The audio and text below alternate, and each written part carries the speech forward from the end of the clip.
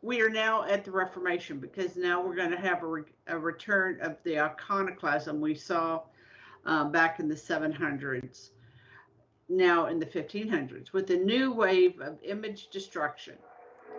That's going to lead forth to the styles of Baroque and the Rococo styles, yes, emphasizing beauty as a transcendental. So now this transcendental concept is going to start to come as a result of the persecution. The gold flourishes remind the viewer that the glory of God is present, even if hidden, just as it was in the figure of Christ. And I remember real understanding this concept in a sensual, in a sense level way, being at the monastery, the Franciscan monastery there in DC. Right. Yes. And I had been around people who kind of poo-pooed Baroque. That was, and with anything, always, there's a balance with prudence and all that. Okay. But in general, the more highbrow one was, the less one tended, at least my exposure had been Baroque. It's not Baroque. There was all these little quips about Baroque. And here in this monastery, just dedicated to St. Francis, poverty, right? You saw those flourishes of gold. Yes, absolutely. In columns, or the altar, or what, and the monks, lived that, they were authentic to Francis's directives. So they lived a life of poverty. Right. But not when it came to the sacred. Right. Because they too need this reminder that what we see isn't the full story. Right. Thing. Right. And it's we're called to live a poverty of spirit. Right. I mean, there are a few people who are called to live a poverty of the body. All of us are called to live a spiritual poverty. But also we are, and we have had this conversation in other venues or other topics, where we recognize ourselves to be the true sons and daughters of God, which means that we are royal.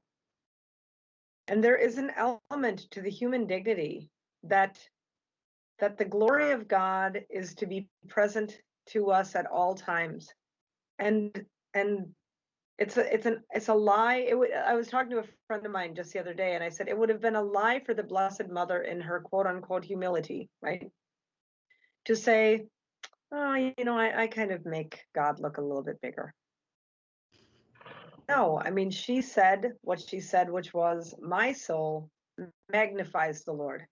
And that's perfect humility, because it's a perfect recognition of who she is as a daughter of Christ. And our artwork has to be like our churches have to be as truthful in their humility as our Blessed Mother is.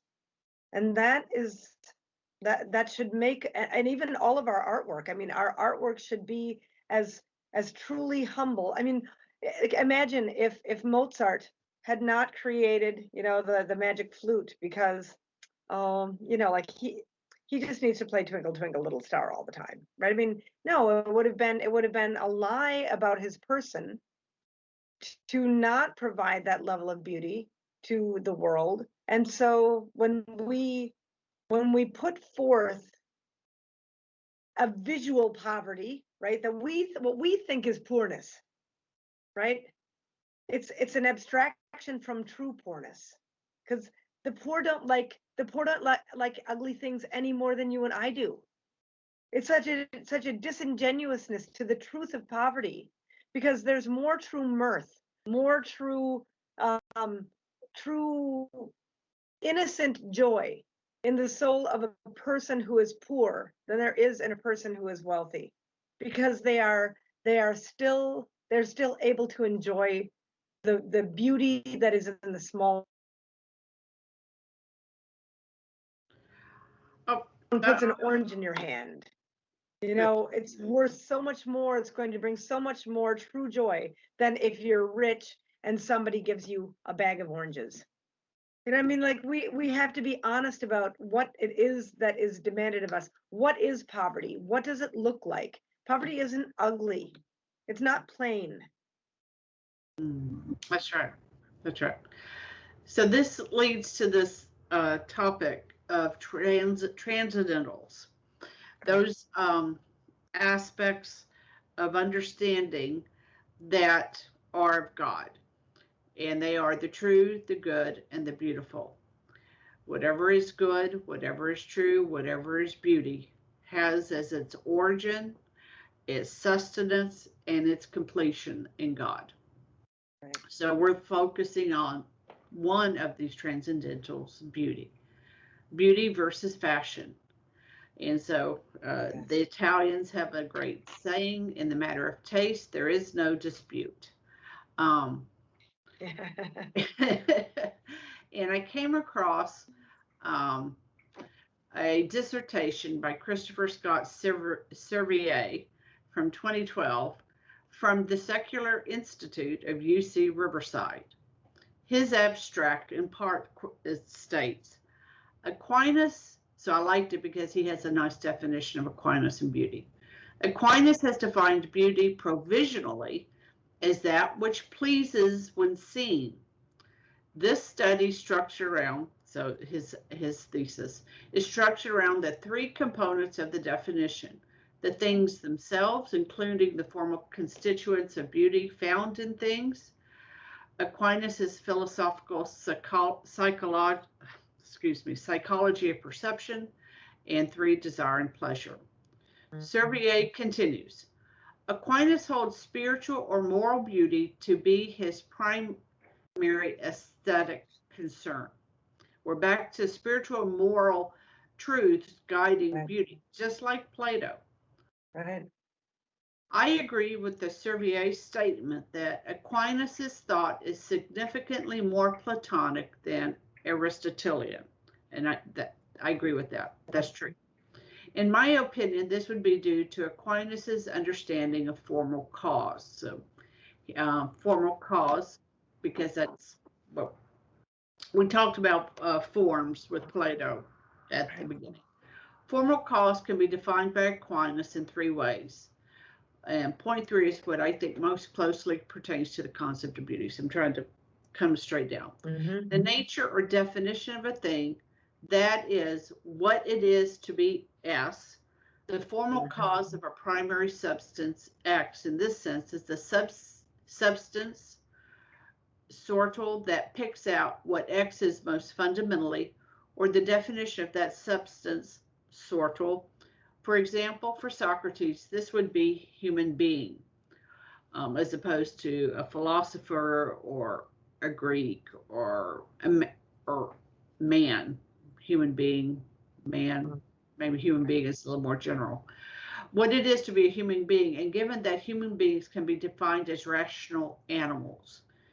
Two, is that which is intrinsic to or inheres in X and explains that X is actually F. So I think we start to see some of the science of the philosophy here. And three, the pattern or definition of a thing insofar as it exists in the mind of the maker. The mind of the maker, that's that first definition we encountered out of Stanford. Thomas calls this the exemplar formal cause.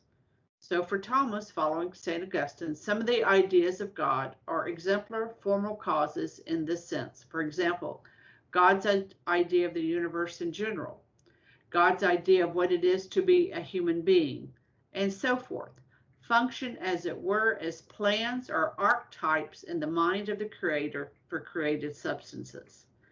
And it's the plan or archetypes in the mind of the one Plato might call ideas or forms. And the conforming of the human mind to the eternal mind gives rise to that which pleases when seen.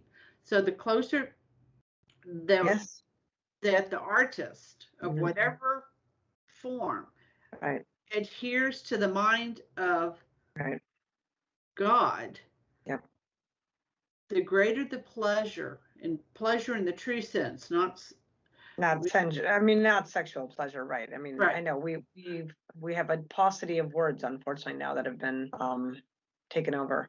Yeah, it's very interesting. I was actually talking to my class today a little bit about that, where because I noted, talking about we're talking about art not only in the sense of like a statue or a painting or something like that, but all forms of artwork, right? From theater to books to opera to music to everything, right? All of these things.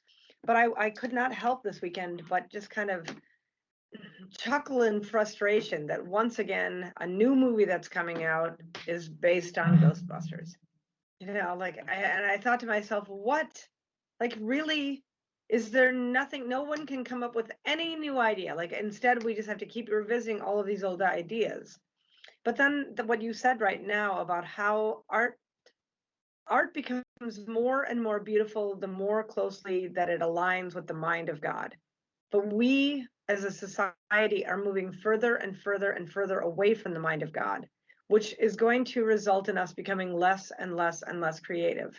We will become more like Satan, right? The further that we get from God, I don't mean that we're satanic, but the further that we get away from God, the more like Satan that we become, and the less imaginative and creative that we become, and the more that we become counterfeits and mimickers. And I think that we're seeing that very, very clearly in all of the books that are being written, in all of the songs that are being sung, in all of the movies that are being proposed to us. There's nothing truly imaginative that is being proposed to us.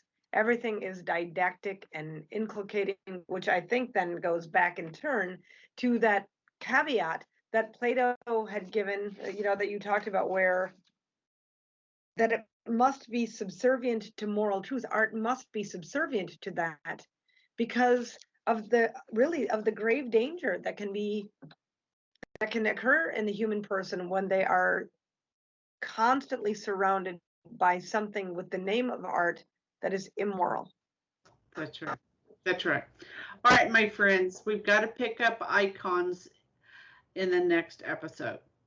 Till then, fides et ratio.